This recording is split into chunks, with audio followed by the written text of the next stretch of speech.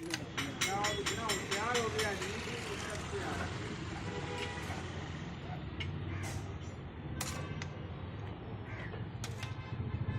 Bolt उठाना है ना, मुझे लेने के लिए बोल दो।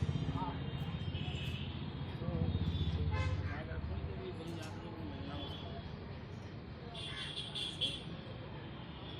अच्छा अगला वैसे तो कर दें साफ सफाई